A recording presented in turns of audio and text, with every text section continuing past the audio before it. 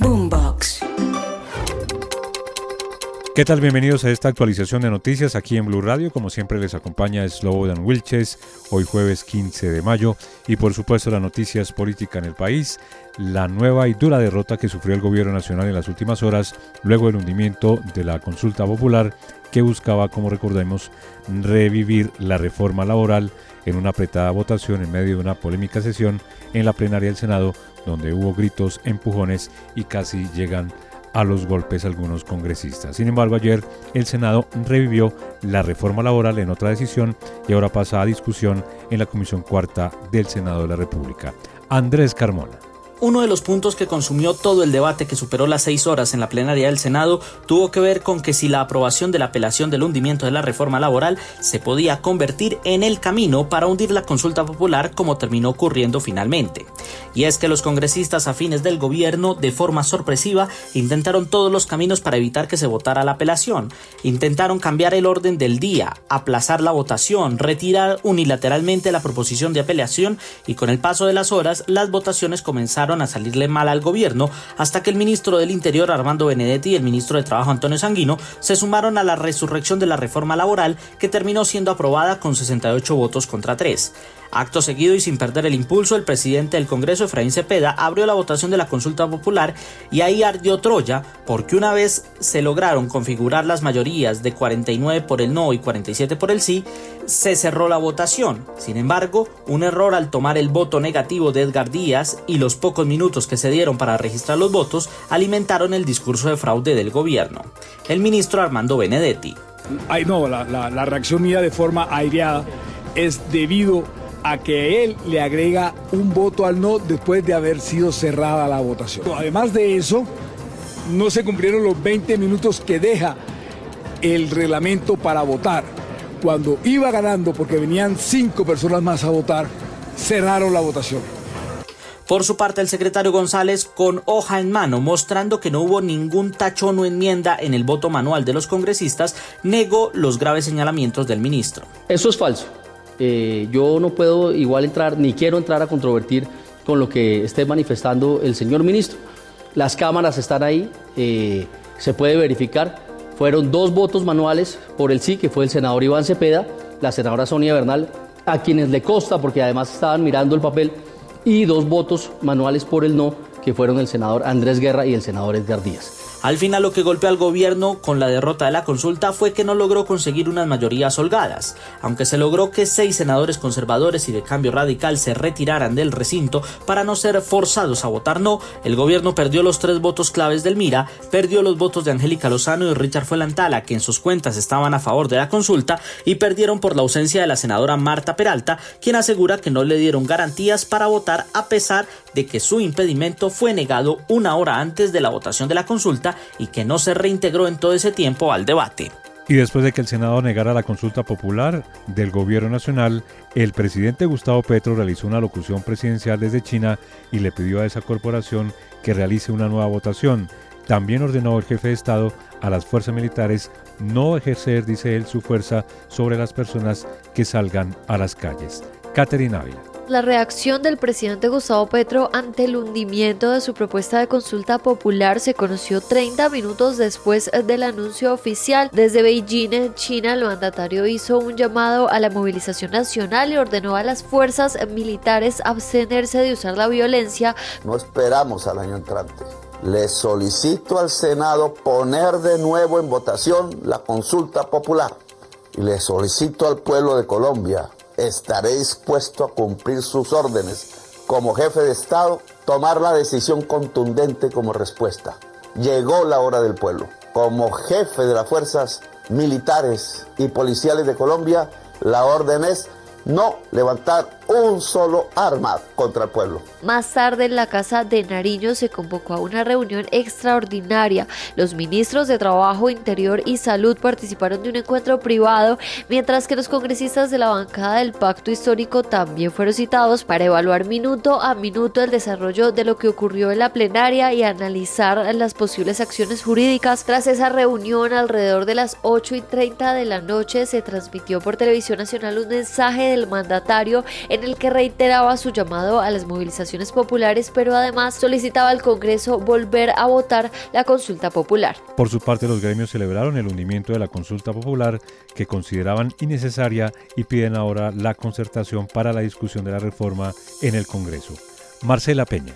Están celebrando los empresarios la decisión del Congreso de la República de hundir la consulta popular y de resucitar la reforma laboral.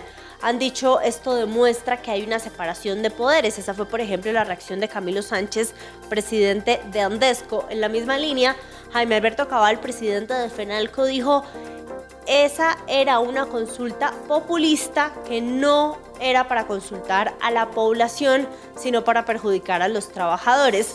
También habló el presidente de la ANDI, Bruce McMaster. Le hacemos una invitación al gobierno nacional para que construyamos entre todos una política de concertación laboral que conduzca a tomar la mejor decisión posible para el país. Ahora, no sabemos cómo van a reaccionar los empresarios en los próximos días, porque acuérdese que el archivo de la reforma laboral fue una petición de la mayoría de los gremios. En todos los tonos los gremios han dicho: subir los recargos dominicales y festivos puede disparar el desempleo en Colombia y acabar con cientos de miles de empleos formales. Parece haber consenso en el Congreso para al menos hacer esas dos cosas: aumentar los recargos dominicales y festivos y extender la jornada nocturna. Ya veremos qué pasa. Cambiamos de tema porque la Fiscalía imputará los delitos de cohecho, peculado y lavado de activos al exdirector del DAPRE, Carlos Ramón González, por su participación en el escándalo de corrupción en la Unidad Nacional de Gestión de Riesgo. Juan Esteban Quintero. En el último año, Carlos Ramón González ha sido vinculado a este escándalo de corrupción en reiteradas ocasiones por la Fiscalía General de la Nación. Según esta entidad, el exdirector del DAPRE le habría dado órdenes a Olmedo López y a Sandra Ortiz para que le entregaran 3.000 millones de pesos al expresidente del Senado, Iván Name, y 1.000 millones de pesos al expresidente de la Cámara, Andrés Calle. Esto se había dicho en audiencia de imputación a Olmedo López. Fue en el Palacio de Nariño, fue previo en la sala de espera al ingreso de Consejo de Ministros. Me aborda primero la doctora Sandra y me dice que si yo ya había hablado con Carlos Ramón. Le dije que sí. Los delitos por los que va a ser imputado Carlos Ramón González son cohecho, peculado y lavado de activos, mismo delito por el que va a responder Sandra Ortiz. Una vez culmine esta etapa, se espera que dé inicio a la audiencia de medida de aseguramiento, en donde se va a definir si deberá cumplir una medida en prisión mientras avanza la investigación.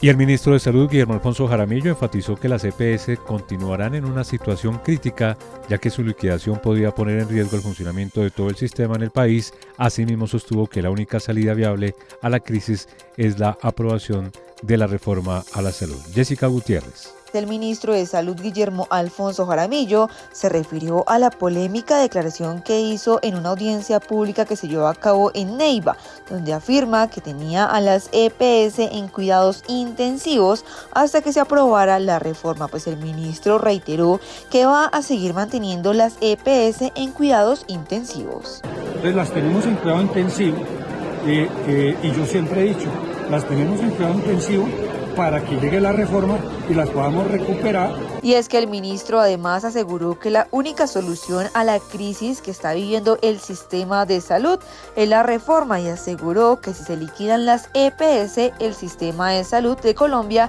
se derrumbaría. Y vamos a los Estados Unidos porque ahora es el Congreso de ese país el que está expresando su rechazo a la decisión del presidente Petro de integrar a Colombia a la iniciativa de la Ruta de la Seda firmada con China. Vamos a Washington, Juan Camilo Merlano. Como un baldado de agua fría cayó en el Congreso de Estados Unidos la decisión del presidente Petro de integrar a Colombia en la Ruta de la Seda. Pocas horas pasaron para que esa imagen de Petro junto a Xi Jinping firmando la Ruta de la Seda produjera un descontento de congresistas en Washington, tanto republicanos como demócratas. Habla Debbie Wasserman Schultz, representante demócrata. I don't know how many times that President Petro has to slap our region and our hemisphere in the face. No sé cuántas veces el presidente Petro tiene que cachetear a nuestra región y nuestro hemisferio en la cara. Otro de los que habló fue el representante republicano Michael McCaul, quien Dijo que habrá consecuencias y que la administración Trump no se quedará de brazos cruzados. It's obviously breaking from the United States and partnering with our biggest adversary. So certainly, but I don't think he cares. Eso lo creo, obviamente está rompiendo con los Estados Unidos al aliarse con nuestro más grande adversario, ciertamente, pero no creo que le importe. Sé que se reunió con congresistas del Comité de Apropiaciones aquí y hablaron sobre ayuda a Colombia y hasta donde tengo entendido, la visita del presidente fue irritante.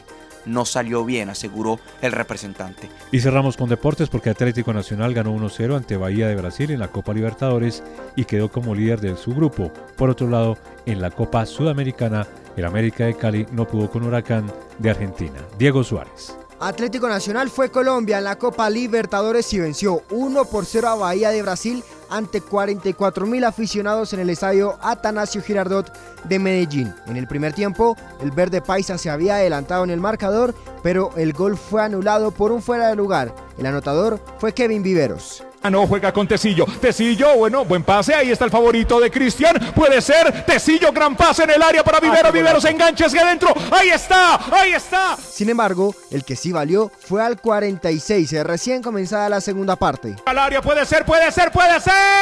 Ahí está. Gol, gol, gol, gol. Con este resultado, Atlético Nacional es líder del grupo F de la Copa Libertadores con 9 puntos. Al respecto, habló Javier Gandolfi, entrenador de Nacional.